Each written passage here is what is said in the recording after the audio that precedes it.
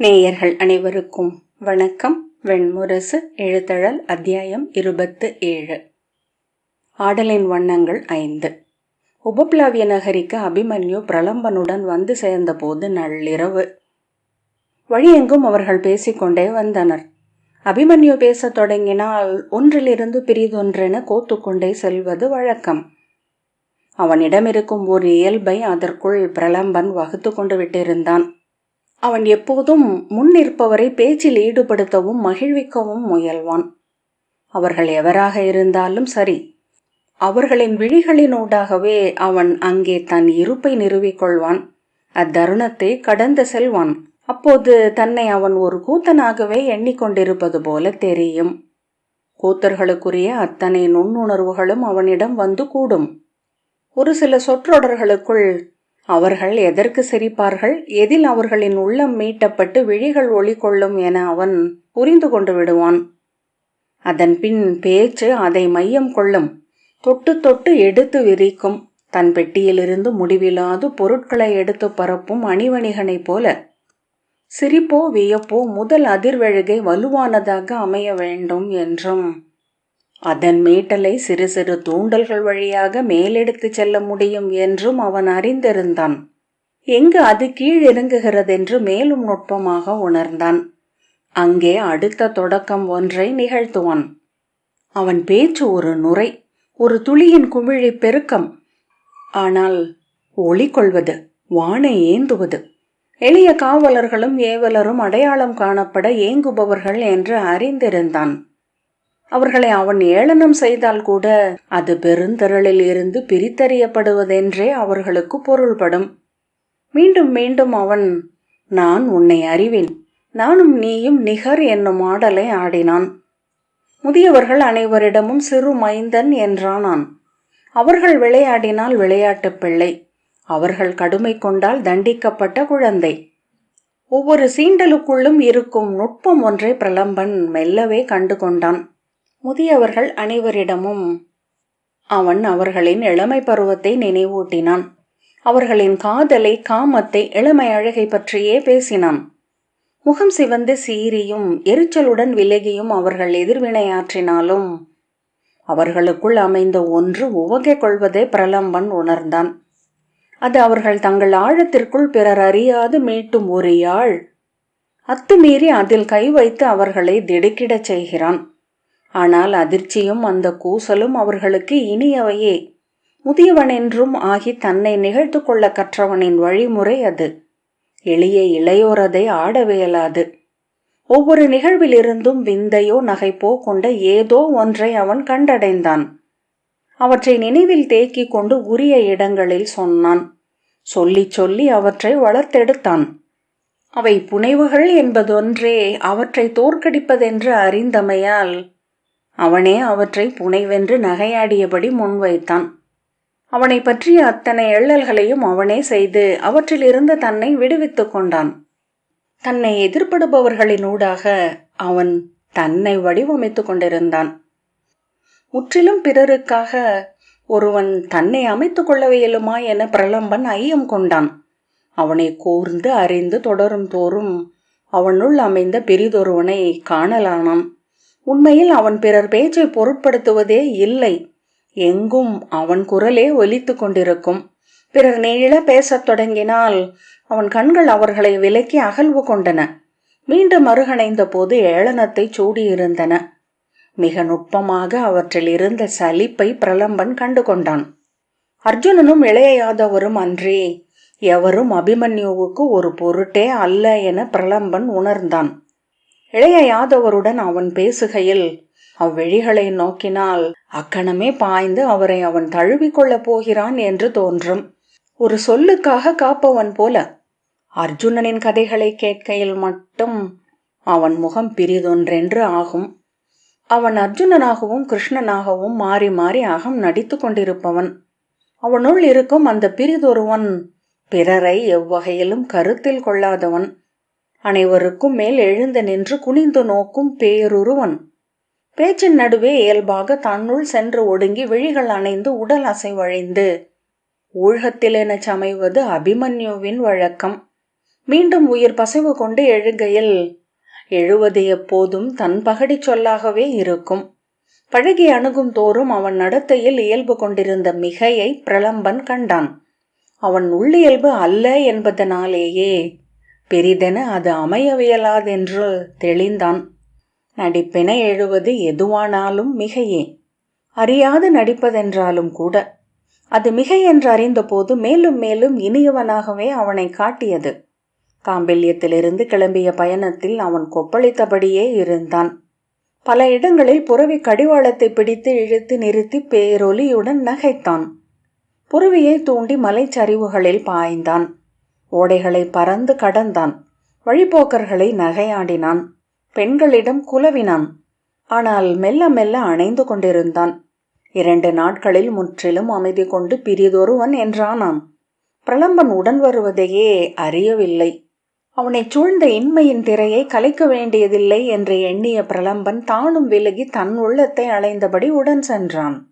ஆனால் அவனுடைய ஒவ்வொரு உடல் அசைவையும் அவன் விழிகள் நோக்கி அளவிட்டு கொண்டிருந்தன. உள்ளத்தை உடல் இத்தனை தெளிவாக வெளிக்காட்டுமா என்ன என அவன் வியந்தான்.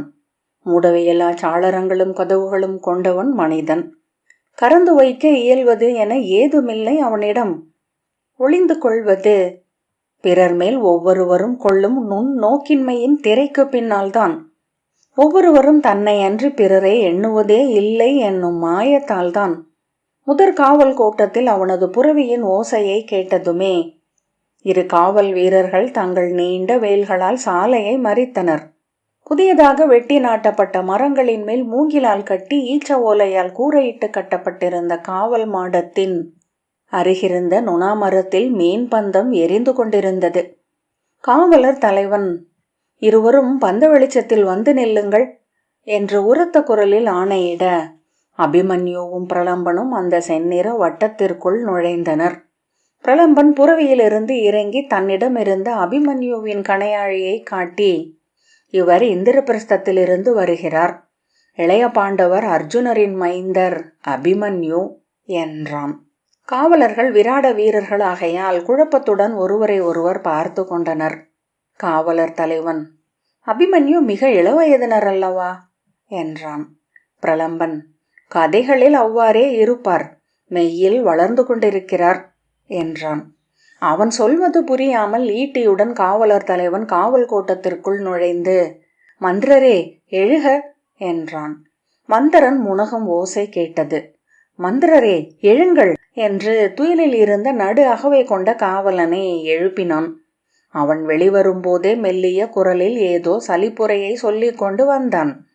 அருகே வந்து இருவரையும் மாறி மாறி நோக்கி பிரலம்பனிடம், "தாங்களா இளவரசர் அபிமன்யு?" என்றான். "நானும் தான், இப்போதைக்கு அவர்" என்றான் பிரலம்பன். "இளவயதில் இந்திரபிரஸ்தத்தில் இருந்தேன். அப்போது கண்டிருக்கிறேன். ஆனால் என்னால் அடையாளம் கொள்ளக்கூடவில்லை" என்றான் மந்திரன். அபிமன்யு புறவையிலிருந்து தாவி இறங்கி அருகே வந்து சினத்துடன், "கணையாழிக்கு கூடுதலாக நான் காட்ட வேண்டிய அடையாளம் என்ன?" என்றான். மந்திரன் திகைத்து, "ஆ, தாங்கள் இளைய பாண்டவரின் மைந்தரே. இந்த நடை போதும். இதை நான் பார்த்திருக்கிறேன். இந்த குரல்" என்றான். காவலர் தலைவன் தலை வணங்கி, "நல்வரவு இளவரசே. தங்கள் மன நிகழ்வுக்கு நகர் ஒருங்கிக் கொண்டிருக்கிறது. இவ்வாறு நள்ளிரவில் வருவீர்கள் என்று எண்ணவில்லை" என்றான். அபிமன்யு அவனுக்கு மறுமொழி சொல்லாமல் புரவியில் ஏறிக்கொண்டு உள்ளே சென்றான். "வருகிறேன் மந்திரரே" என்றபடி பிரலம்பன் 2 காவல் வீரர்களிடமும் விடை பெற்று புரவியில் ஏறி அவனுடன் சென்று இணைந்து கொண்டான். அபிமன்யு வாய்க்குள், "மூடர்கள்" என்றான். பிரலம்பன், "எளியவர்கள். அவர்களுக்கு ஆளும் சொல் மட்டுமே புரிகிறது" என்றான். "சவுக்கு இன்னும் தெளிவாக புரியும்" என்றான் அபிமன்யு.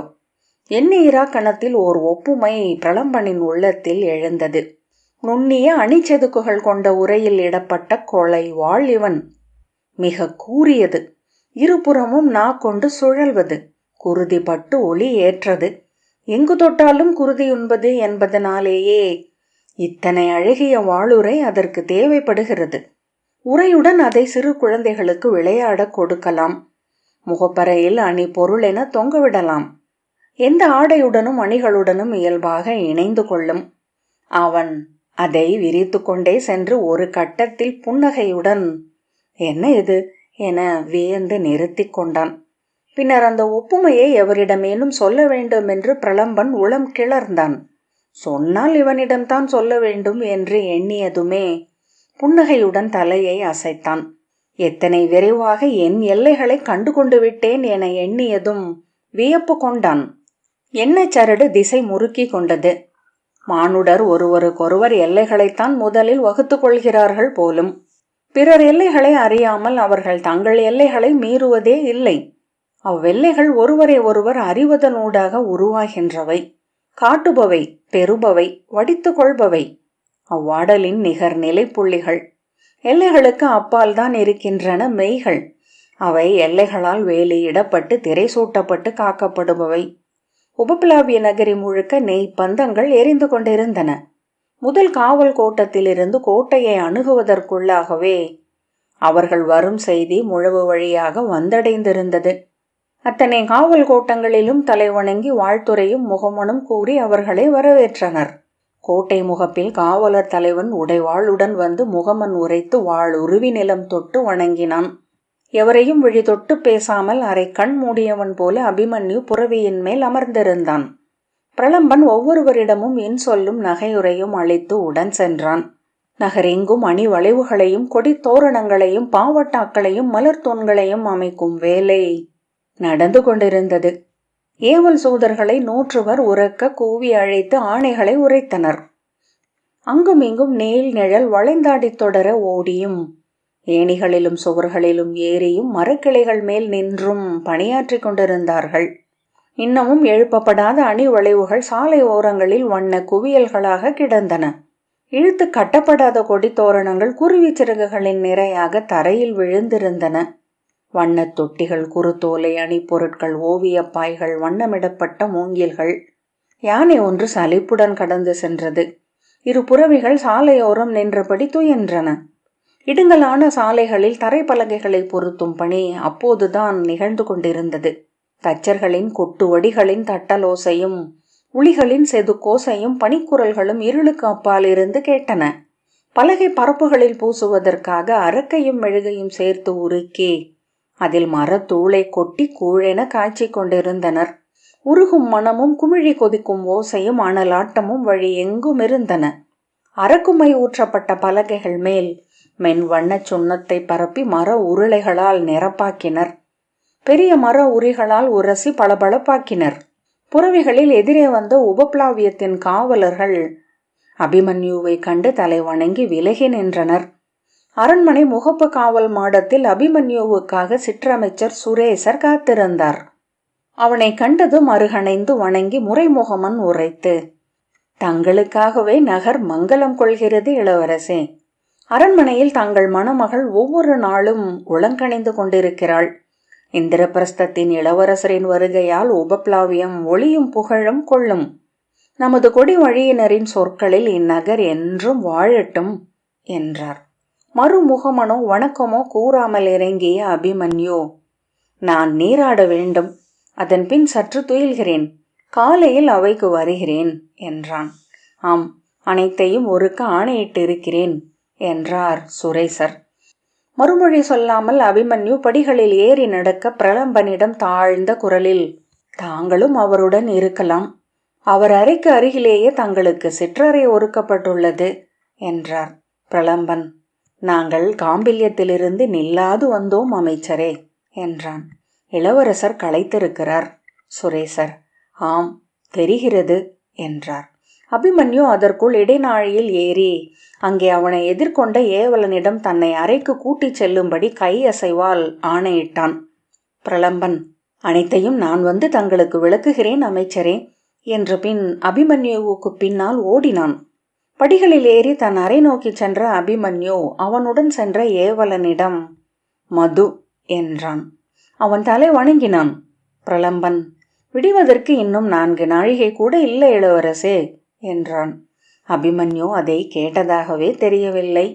நீராடி வந்து குழல் கற்றைகள் உலர்வதற்கு உள்ளாகவே 3 கோப்பை யவன மதுவை அருந்தி ஊனுணவை உண்டு எழுந்து மஞ்சத்தில் விழுந்து அபிமன்யு துயலத் தொடங்கினான். தொலைவு பயணம் அவன் உடலின் தசைகளை தளரச் செய்திருந்தது. எப்போதும் அவனை சுழற்றி இழுத்து கொள்ளும் அப்பெருஞ்சூழிக்குள் சென்றான். மிக ஆழத்தில் அணுகும் தோறும் அகலும் தொலைவில் ஒளி புள்ளி ஒன்று தெரிந்தது. அது ஒரு வாயில். அந்த வாயிலுக்கு அப்பால் வண்ணத்தின் அசைவென ஒரு முகம். முகமல்ல, பிரிதொன்று. முகமென மட்டுமே பெறப்படுவது, முகமல்ல என்று உணரப்படுவது. அவன் விழித்து கொண்ட போது புலரி பறவைகளின் ஒலி அறையை சூழ்ந்திருந்தது. எழுந்தமர்ந்து தன் கனவை எண்ணத்தில் ஓட்ட முயன்றான். அவன் எழுந்த ஒலி கேட்டு வந்து வணங்கிய காவலனிடம், நீராட்டறை என்றான். இடிநாழியினூடாக நடந்து சென்ற போதுதான் அம்மாளிகை எத்தனை சிறியதென்று தெரிந்தது. உபப்ளாவியமே மிகச் சிறிய ஊர். கோட்டை, தெருக்கள், காவல் மாடங்கள் அனைத்துமே சிறியவை. பெரியவர்களின் கருவிகளை குழந்தைகளுக்கான பாவைகளாக ஆக்கியது போல. ஆனால் முந்தைய நாள் இரவில் இருட்டில் அது தெரியவில்லை. இருட்டில் அளவுகள் மறைந்து விடுகின்றன. இருட்டுக்கு எல்லாமே நிகர்தான். மிக குறுகிய நீராட்டறைக்குள் தலை குனிந்து நுழைந்தான். ஒருவர் மட்டுமே நின்று நீராடும் அளவுக்கு இடுங்கியது. நறுமண தைலமிட்ட வெந்நீர் அவனுக்காக காத்திருந்தது. நீராட்டறை ஏவலன் நறுமணச் சுண்ணங்களும் லேபனங்களும் எண்ணெய்களும் கொண்ட பெட்டியுடன் நின்றிருந்தான். அபிமன்யு ஒன்றும் சொல்லாமல் குறுபீடத்தில் அமர்ந்தான். ஏவலன் அவனை நீராட்டத் தொடங்கிய போது ஒரு திடுக்கிடல் ஏற்பட்டது. அது ஏன் என்று தன்னைத்தானே கேட்டுக்கொண்டான். எதையோ கண்டேன் அந்த இடைநாழியின் ஊடாக வரும்போது, அல்லது எனது அறையில், அல்லது நகருக்கு வரும் நீண்ட காட்டு வழியில். எதையோ. வெந்நீராட்டு முடிந்து ஈரம் போக துடைத்து நறுஞ்சுண்ணமிட்டு அவனை நீராட்டறை ஏவலன் ஒருக்கினான். என்ன அது? எங்கு கண்டேன்? அவன் உள்ளம் நாக்கு நுனி என ஒவ்வொன்றாக தொட்டு தொட்டு தவித்து நெளிந்து சுழன்று கொண்டிருந்தது. அணியறைக்கு சென்ற போது அவனுக்கான அரச உடைகளுடன் ஏவலர் காத்து நின்றனர். ஆடி முன் அவன் அமர்ந்ததும் அவர்கள் அவனை ஒருக்கத் தொடங்கினர். ஓர் ஆணிலி அவன் நகங்களுக்கிடையே இருந்த அழுக்குகளை நீக்கினான். 20 நகங்களையும் மிக விரைவிலேயே சீர்படுத்தி மெருகிட்டு புலி விழிகளென ஒளிரச் செய்தான். அவன் குழலை சிறு சுழித்திரிகளாக்கி தோளில் பரப்பினான் ஒருவன். அவன் காலில் இருந்து தலைவரை பொன்னணிகளும் மணியாரங்களும் வளைகளும் கணையாழிகளும் அணிவிக்கப்பட்டன. பட்டுச்சால்வையை தோளில் இட்டபடி அவன் இடைநாழிக்கு வந்த போது காத்து நின்றிருந்த ஏவலன், அவைக்கல்லவா அரசே என்றான். அதுவரை எங்கு செல்வது என்ற எண்ணமே இல்லாமல் தன்னில் அமிழ்ந்திருந்த அபிமன்யு, அல்ல, நான் விராட இளவரசியை பார்க்க வேண்டும் என்று சொன்னான். இந்த பொழுதில் அவர்கள் சித்தமாக இருக்கிறார்களா என்று தெரியாது என்று ஏவலன் சொல்ல அபிமன்யு சினத்துடன் விழி தூக்கி, இது ஏவல், நான் அவள் மாளிகைக்கு செல்கிறேன், அங்கு அவள் என்னை சந்திக்க வேண்டும் என்றான். ஆணை என்று அவன் தலை வணங்கினான்.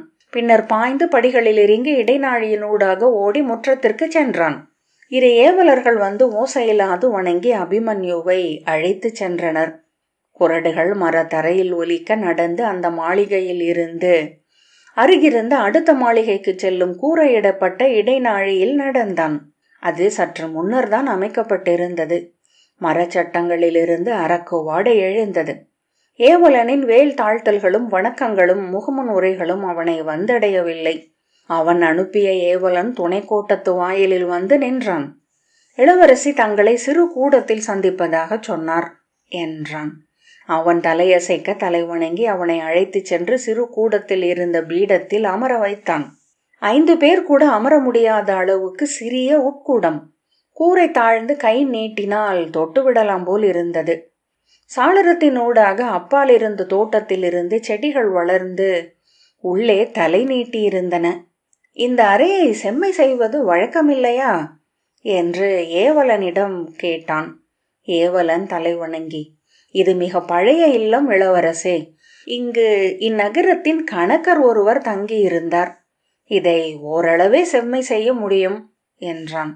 அபிமன்யுவின் நோக்கை சந்தித்து பின், தழைகள் உள்ளே வருவதை வெட்டுவது இங்கே வழக்கமில்லை, அது ஓர் அழகென்றே கொள்ளப்படுகிறது என்றான். அவன் செல்லலாம் என்று கை காட்டிய பின் அபிமன்யு கைகளை மார்பில் கட்டிக்கொண்டு தலை குனிந்த போது குழல் பொறிகள் சரிந்து விழுந்து முகத்தை மறைத்து ஆடின. அவன் விடாய் கொண்டிருப்பவனாக உணர்ந்தான். உடனே மதுவுக்காக உள்ளம் எழுந்தது.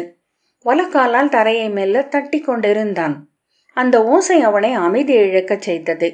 அமைதி இழப்பு அந்த ஓசையினால்தான் என்று சற்று பிந்தியே புரிந்து கால்களை அசையாமல் வைத்தான். ஆனால் அந்த தாளம் உள்ளத்தில் தொடர்ந்து ஒலித்தது. எழுந்து அறைக்குள் உலாவ எண்ணினான். ஆனால் அது ஒரு நேர் வெளிப்பாடு என தோன்றியது. எங்கும் நிலைக்காத உள்ளத்துடன் உடலை ஓரிடத்தில் அமரச் செய்வது எவ்வளவு கடினமானதென்று உணர்ந்தான். அணுகி வரும் காலடி யோசையை கேட்டதுமே அவள் என்று அபிமன்யு உணர்ந்து அறியாமல் எழமோ என்று மீண்டும் அமர்ந்து கொண்டான். முதற்கணம் எழுந்து ஒவ்வாமையை கடக்க இரு கைகளையும் விரல் கோத்து மடியில் வைத்து கொண்டு உடலை இறுக்கி கால்களை சேர்த்து அமர்ந்தான். மூச்சை இழுத்திருக்கிறோம் என்று உணர்ந்த பின்னர் அதை வெளிவிட்டான். கைவளைகளின் ஒலியும் கார்ச்சிலம்பின் செனுக்கமும் ஆடையுரசும் ஓசையும் தனித்தனியாக கேட்டன. அவள் நடக்கும்போது ஒரு காலை நிலத்தில் கட்டை விரல் உரச சற்று இழுத்து வைக்கிறாள் என்று தோன்றியது. அரை வாயிலில் அவளுடைய வண்ண அசைவு தோன்றியதுமே அறியாது திரும்பி நோக்கிவிட்டு விழி விலக்கி சாளரத்தினூடாக தெரிந்த தோட்டத்தை பார்த்தான். அவள் அருகே வந்து இந்திரபிரஸ்தத்தின் இளவரசரை வணங்குகிறேன் என்றாள். அவன் தலை திருப்பி அவளை நோக்கி அமர்க என்றான். அவள் அமர்ந்தபோது ஆடையணி ஓசையுடன் மூச்சொலியும் மெல்லிய பெண் மனமும் வந்து அவனை அறியா உளக்கிளர்ச்சி அடையச் செய்தன. முதற்கணத்து ஒவ்வாமை முற்றிலும் விலக உடல் எளிதாகி அவன் அவளை நேர் வழி கொண்டு நோக்கினான். அவள் அரசு முறைப்படி அணி செய்து கொண்டிருக்கவில்லை. குழலை பெரிய கொண்டையாக முடிந்து அதன் மேல் முத்துச்சரமிட்டு சுற்றி இருந்தாள். அகத்தளத்தில் அணியும் எளிய வெண்பட்டாடை, அன்றாட அணிகள். அவள் தோள்களும் கழுத்தும் மிக நொய்மை கொண்டிருந்தன. தோள் கைகளை சந்திக்கும் இடத்திலும் கழுத்திலும் இருந்த வெண்ணிற கோடுகள் அவள் விரைவாக மெலிந்து கொண்டிருந்தாள் என்பதை காட்டின. அவன் பார்ப்பதை உணர்ந்த பின் அவள் உடல் தன்னுணர்வு கொள்வது கழுத்தில் எழுந்த மெல்லிய மெய்ப்பால் தெரிந்தது. இமை சரித்து விழிகளை பக்கவாட்டில் திருப்பி சுட்டு விரலால் பீடத்தின் கைப்பிடியை மெல்ல நெருடியபடி அமர்ந்திருந்தாள். காதோர குறுங்குழல் காற்றில் அசைய அதன் நிழல் கன்னத்தில் விழுந்து ஆடியது. உதடுகள் மெல்ல பிரிந்த ஓசையை கூட அவன் கேட்டான். என்ன சொல் தேர்வதே என்று அவன் உள்ளம் தயங்கி கொண்டிருக்க அதற்கு மிக அருகிலேயே கட்டுக்கடங்காத சொற்பெருக்கொன்று அனைத்தையும் இடித்து சரித்தபடி சுழன்று சென்று கொண்டிருந்தது. அவள் இளைய பாண்டவரும் உடன் பிறந்தாரும் நாளை மறுநாள் தான் இங்கு திரும்பி வருவார்கள் என்று செய்தி வந்தது என்றாள். அவன் திடுக்கிட்டு அவளை நோக்கி ஆம், அவர்கள் அங்கிருந்து கிளம்புவதற்கும் இங்கு நுழைவதற்கும் அரச முறைமைகள் உள்ளன என்றான். இத்தனை விரைவாக அவள் பேசத் தொடங்கிவிட்டாள் என அவன் அகம் வியந்தது. மிக எளிய நடைமுறை செய்தி ஒன்றை தொடங்கியது போல பொருத்தமான ஒன்று வேறில்லை. அவன் அவளை வென்று கடக்க உலம் எழுந்தான். நான் முறைமை மீறி உன்னை பார்க்கும் பொருட்டு இங்கு வந்தேன் என்றான். அவள் அவன் விழிகளை சந்தித்து நான் முன்னரே உங்களை எதிர்பார்த்தேன் என்றாள். அபிமன்யு திடுக்கிட்டு நெஞ்சு ஓசையிட இல்லை, நான் எந்தையின் ஆணைப்படியே வந்தேன் என்றான். அவள் தலை சாய்த்து நன்று என்றாள். அவள் தன்னை விட உள்ளத்தால் மிக மூத்தவள் என அவன் அறிந்தான். அதுவே அவனை சீண்டியது. அவள் மேல் உள வெற்றியை அடைந்தாக வேண்டும் என எண்ணி அவன் அகம் சொல் துழாவியது. இங்கு பணிகள் இருக்கும். அரச குலத்தவர் ஒருவர் இருந்து அவற்றை நடத்தியாக வேண்டும் என்றாள். மேலும் எளிதாக அதை அவள் ஆக்கிய போது அவனுடைய உணர்ச்சிகள் பொருள் இழந்தன. தன் பதற்றமும் கிளர்ச்சியும் கேலிக்குரியவை என்று தோன்ற அவன் தளர்ந்தான். மூச்சு எழுந்தமைய உடல் மேல் மெல்லிய நீராவி என வியர்வை குளிரத் தொடங்க புகைப்படிந்த சித்தத்துடன் அவன் அப்படியே அமர்ந்திருந்தான். அவள் முகத்தையும் தோள்களையும் உள விலக்குடன் பார்த்தான். மெலிந்த மென்மையான உடல், அதில் அகவை எப்படி வெளிப்படுகிறது? கன்னங்கள் சற்று ஒட்டி எலும்புகள் புடைத்திருந்தன. கண்களுக்கு கீழே கண்மை கலங்கி வழிந்தது போல் கருமை. உதடுகளைச் சுற்றி இரு கோடுகள். அவளை நோக்கலாகாது என தன் விழிகளை இழுத்து திருப்பி அருகிருந்த தூணை பார்த்தபடி தந்தையின் ஆணை நான் மீற முடியாத ஒன்று என்றான். அச்சொல் மேலும் எங்கோ சென்று தொட அவள் பெருமூச்சு விட்டாள். அவன் அச்சொல் மிக பிழையாக புரிந்து கொள்ளப்படக்கூடும் என்ற உணர்வை அடைந்து நான் எதையும் என் விருப்பப்படியே செய்யக்கூடியவன், கட்டற்றவனாகவும் திரும்பி பார்க்காதவனாகவும் மட்டுமே இதுவரை இருந்திருக்கிறேன் என்றான். அவள் ஆம், அதற்கே வாய்ப்பு என்றாள். என்ன சொல்கிறாள் என்று புருவம் சுருக்கினான். அன்னையால் வளர்க்கப்பட்ட ஆண்கள் எங்கும் தயங்கும் கோழைகளாகவோ எங்கும் தயங்காத விசை கொண்டவர்களாகவோ தான் இருப்பார்கள் என்றாள். அபிமன்யு, நான் தந்தையை எண்ணி வளர்ந்தவன் என்று சினத்துடன் சொன்னான். அவள் உதடுகள் இழுபட கண்ணம் மடிய புன்னகைத்து, அதை நான் மறுக்கவில்லை. தந்தையுடன் இருந்திருந்தால் மேலும் நிகர்நிலை கொண்டவனாக இருந்திருப்பீர்கள் என்றாள். அபிமன்யு, நாம் ஏன் அவரை பற்றி பேச வேண்டும் என்று எரிச்சலுடன் சொன்ன பின் நினைவு கூர்ந்து, நீ என்னிடம் பேசிய முதற் சொல்லே அவரை பற்றித்தான் என்றான். அவள், ஆம், அவர்தான் பாண்டவர்களில் எனக்கு தெரிந்தவர். என்னை மனக்கொடையாக பெற்றவர். அவருடைய பிரிது வடிவமாகவே உங்களை நான் பார்க்கிறேன் என்றாள். அப்படி அவள் நேர்விழியுடன் சொல்வாள் என அவன் எதிர்பார்த்திருக்கவில்லை. அவன் முழுமையாக தளர்ந்தான். எழுந்து விலகி நெடுந்தொலைவு சென்றுவிட வேண்டும் என்று விழைந்தான். எவ்வகையிலும் அவள் பேரரசி குந்தியை நினைவுறுத்தினாள். குந்தி எப்போதுமே முதலில் நினைவில் எழுகையில் அவனிடம் ஓர் ஒவ்வாமையைத்தான் உருவாக்கினாள். அதை கடக்கும் பொருட்டே அவன் சிறுவன் போல் மிகையாக விளையாட்டை நடித்தான். குந்தியிடம் அவனுக்கு பிடிக்காதது என்ன என்று அவன் அகம் துழாவியது. மெலிந்த முதுமை கனிந்த பெண். பாரத வருஷம் எங்கும் அவள் மேல் ஓர் இரக்கம் அனைவருக்கும் உள்ளது. எதையும் அடையாதவள், ஒவ்வொன்றும் வந்தணைந்து வாயிலே திரும்பிச் செல்லும் ஊழ் கொண்டவள் என்னும் போது அவனும் உள்ள நிகழ்வுக்கு உள்ளாவது உண்டு. ஆனால் எண்ணத்தில் அவள் எழும்போது முதலில் தோன்றுவன அவள் விழிகள். அவற்றில் அவன் விழையாத ஏதோ ஒன்று இருந்தது. அபிமன்யு, நன்று, நான் கிளம்புகிறேன். இங்கு அனைத்தையும் நானே ஒருங்கிணைக்க வேண்டியிருக்கிறது என்றான். அவ்வாறே ஆகுக என்று அவளும் எழுந்து கொண்டாள். நீ நடக்கையில் காலை சற்று இழுத்து வைக்கிறாய் என்றான். இல்லையே என்று அவள் சொன்னாள். இயல்பாகத்தான் நடக்கிறேன். ஏன் சொல்கிறீர்கள்? இல்லை, வெறுமனே தோன்றியது என்றான். நான் உன்னை முறைமையின்படிதான் சந்திக்க விழைந்தேன் என்றான். அதுவும் பிழைப்பொருள் அளிக்குமே என்றுணர்ந்து பிழைப்பொருள் அளிக்காத ஒன்றை சொல்லவே இல்லை என்று எண்ணி புன்னகைத்தான். அப்புன்னகையாலேயே அதுவரை இருந்த உள இறுக்கம் மறைய அவளிடம், நீ இனியவள், உன்னை விரும்புகிறேன் என்று சொல்லும் பொருட்டே வந்தேன். அதை அன்று பிற அனைத்தையும் சொல்லிவிட்டேன் போலும் என்றான். அவள் கூறிய முள்ளொன்றால் குத்தப்பட்டது போன்ற முக மாற்றத்தை அடைந்தாள். பேறு பெற்றேன் என்ற நிலத்தை பார்த்தபடி முணுமுணுத்தாள். அபிமன்யு, நன்று சூழ்க என்றபடி எழுந்து வெளியே சென்றான். எழுத்தழல் 27வது அத்தியாயம் இத்துடன் நிறைவு பெற்றது. நன்றி.